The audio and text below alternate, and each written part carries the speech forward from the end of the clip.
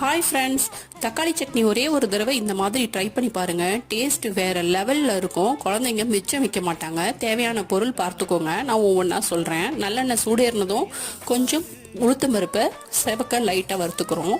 அதுலேயே 3 காஞ்ச மிளகாவையும் சேர்த்து வறுத்து தனியாக பிளேட்டில் ஆற வச்சுக்கிறோம்.